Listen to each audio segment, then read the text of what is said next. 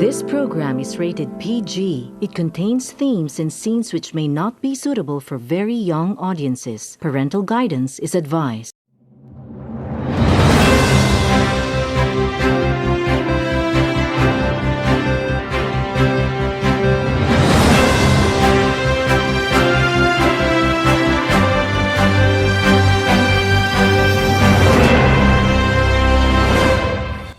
Good evening, I am Frederick Fernandez. And I'm Therese Carmel Balumpines. This is 24 News, where truth meets clarity.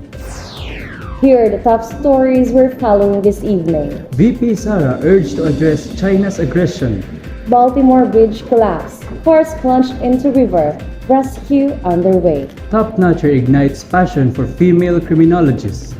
Alvarez calls on PBBM to ease West Philippine Sea tension or to resign. End of a love story, Sian Lim and Kim Chiu. The formation of the Philippine team for the Men's World Championship is set to start next month. To bring you the latest updates and stories from across our country and beyond, join Fed as we delve into the headlines of our national news.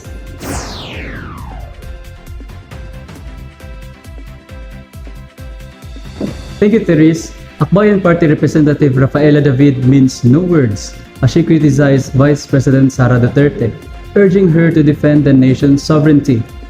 David, alongside with the critics of the government, find it bewildering that the Vice President can't find the energy and time to defend a controversial pastor, now a fugitive, Apollo C. Quiboloy, rather than defending the nation's sovereignty against a foreign oppressor.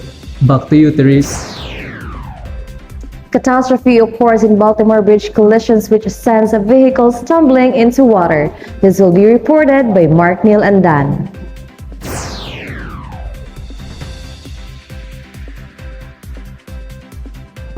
Good evening, I'm Mark Neil Andan, reporting from the scene of a catastrophic event here in Baltimore, Maryland.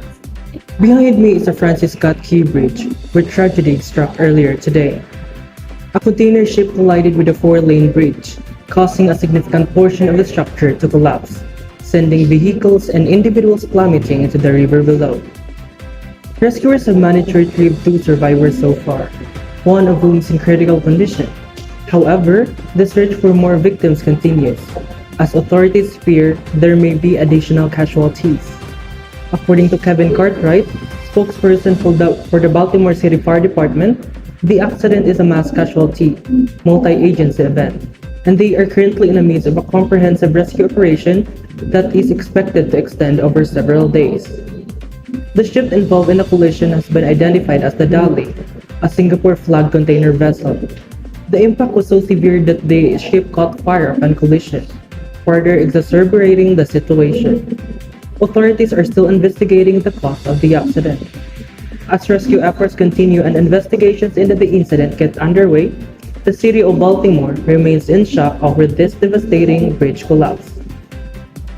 Reporting from Baltimore, Maryland, I'm Mark Neil Andan, your beacon of international news. Back to you, Therese. Thank you for that, Mark Neil. We have covered a wide range of important issues from local community initiatives to worldwide trends that shape the global landscape. Up next, we have the top-notcher ignites passion for female criminologists, and Alvarez calls on PBBM to ease West Philippine Sea tension or to resign. We'll be back for a short break.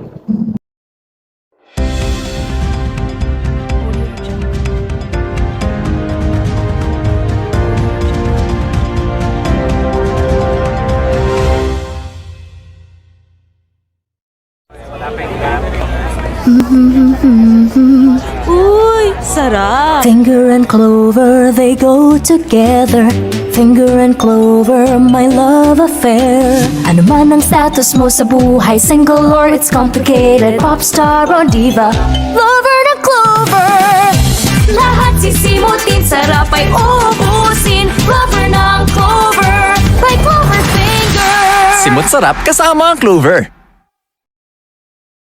Pag kailangan ng gamot, huwag mahihiyang magtanong. Kung may right med ba nito? May right med ba nito? Pag may kailangang gamot, huwag mahiyang magtanong kung may right med ba nito. Ang right med ay premium na gamot na kayang bilhin. Dahil gusto namin na gumaling kayo.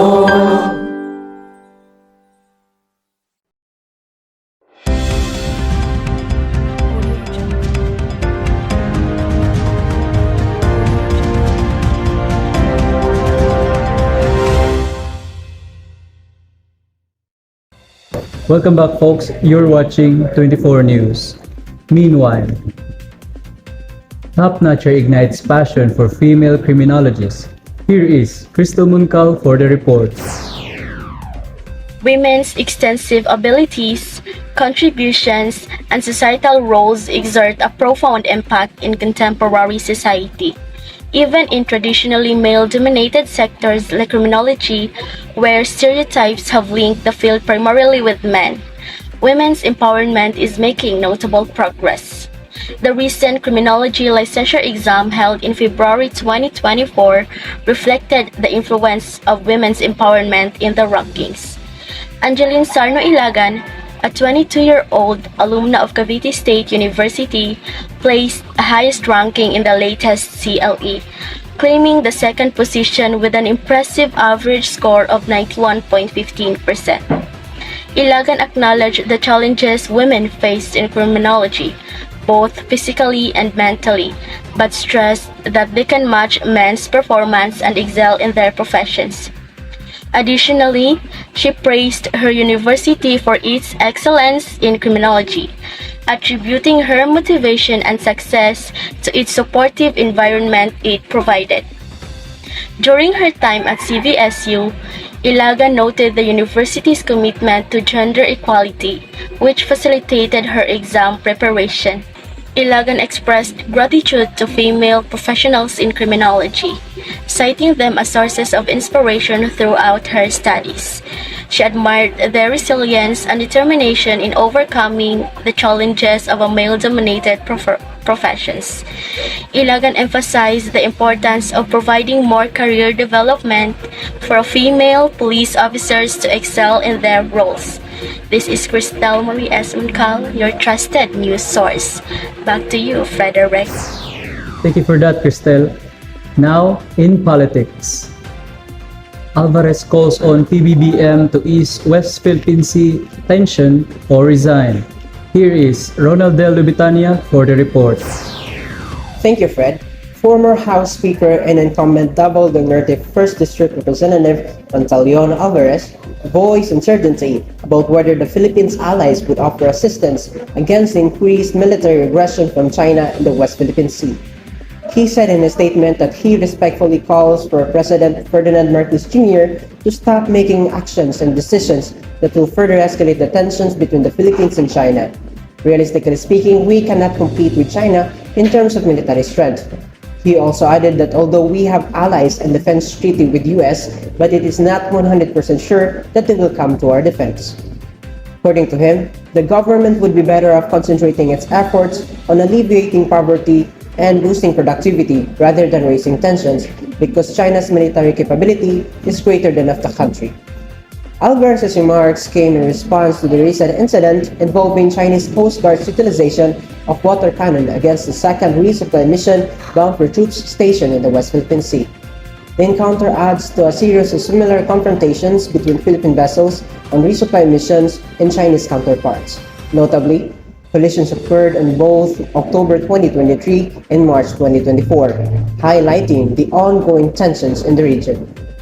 Former spokesperson for ex-President Duterte, Harry Roque, posited a theory about China's assertive behavior in the region. According to him, China's actions might be motivated by their perceptions of the verbal agreement made during the previous administration, which aimed to maintain the status quo of the region would extend to Marcos's term, thus influencing their behavior in the region.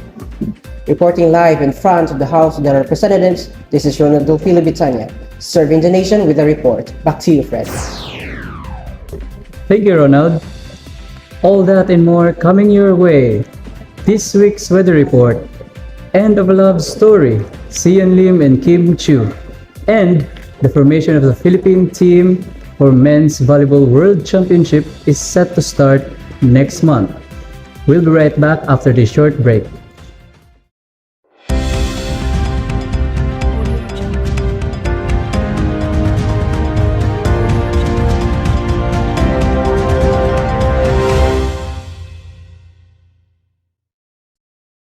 Pag kailangan ng gamot, huwag mahihiyang magtanong. Kung may right med ba nito? May right med ba nito? Pag may kailangan gamot, huwag mahihiyang magtanong. Kung may right med ba nito? Ang right med ay premium na gamot na kayang bilhin. Dahil gusto namin na gumaling kayo.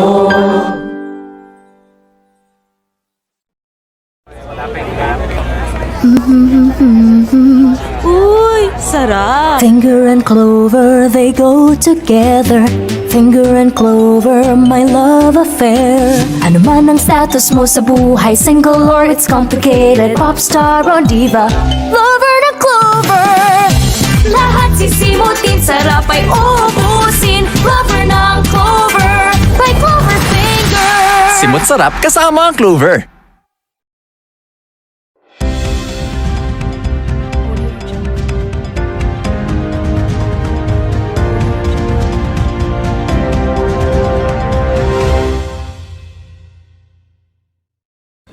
Welcome back, folks. You're watching 24 News.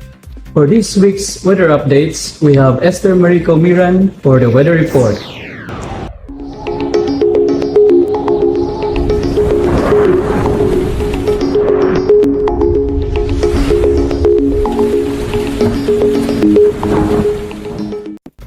Good evening from the 24 News Weather Station, and here's your weekly weather outlook from Pag-asa. Today through tomorrow, we can experience mostly sunny to partly cloudy skies across the entire archipelago. Warm and humid conditions will prevail with isolated afternoon rain showers or thunderstorms, likely due to the influence of a ridge of a high-pressure area and easterlies. As we move into Sunday and Monday, the eastern section of Mindanao may experience mostly cloudy skies with scattered rains and thunderstorms. This is due to a possible throw of a low-pressure area just outside the Philippine area of responsibility. However, the rest of the country will still enjoy mostly sunny to partly cloudy skies with warm and humid conditions persisting, along with isolated afternoon rain showers or thunderstorms. From Tuesday through Friday, the ridge of a high-pressure area and easterlies will once again dominate the weather patterns across the country. So this will result in partly cloudy to cloudy skies with isolated rain showers or thunderstorms expected over the entire archipelago. Remember, we'll keep you updated on any changes in the weather scenario through our daily public weather forecasts and weather advisories. That's all for now. Stay safe and stay informed. This is Esther Marico Meran from the 24 News Weather Station. Back to you, Frederick. Thank you for that, Esther. Now we have Therese Dalumpines for Showbiz Happenings.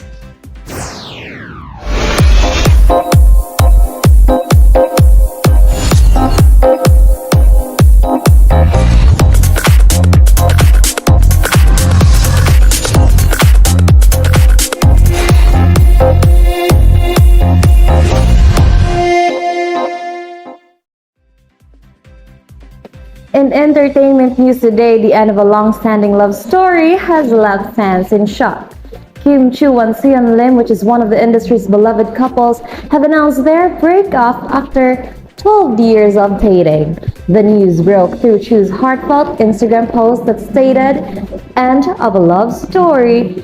It took me a while to say this until today. We owe our supporters the truth, but we also respect each other's time of healing."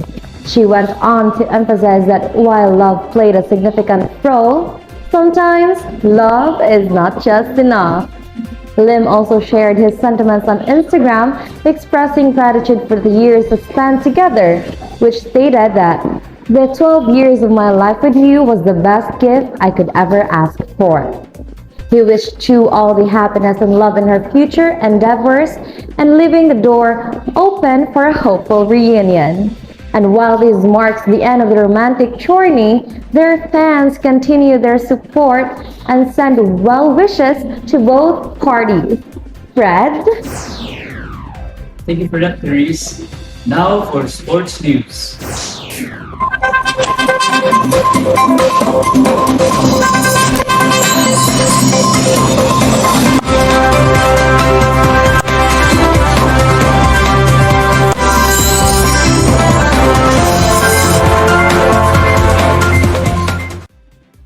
The formation of the Philippine team for the Men's Volleyball World Championship is set to start next month. Here is Donna Sauro for the report. Good evening. This is Donna Sauro reporting live from Manila. Excitement is building across the Philippines as the Philippine National Volleyball Federation is set to form its team for the FIVB Men's World Championships in September 2025. The selection process begins next month following the Spikers Tour. President Ramon Tatsuzara announced this at a press conference. The pool of players prepared by head coach Sergio Veloso and assistant coaches Dante Alinsunulin and Uji Momon will be revealed next month. The final team will consist of 25 players. The team aims to improve their world ranking from 56 to win in the top 20 at next year's World Championships. The Philippines was chosen as the host nation due to the strong support from Filipino fans during the Volleyball Nations League. The Philippines selection as the host nation over Japan and Indonesia is a testament to the unwavering passion of Filipino volleyball fans. Their enthusiastic support during the last two editions of the Volleyball Nations League played a pivotal role in securing this honor. The World Championships will be held at the Smart Araneta Coliseum and the Mall of Asia Arena. Again, reporting live from Manila, this is Donna Sauro bringing fresh sports news updates. Back to you, Frederick. Thank you, Donna.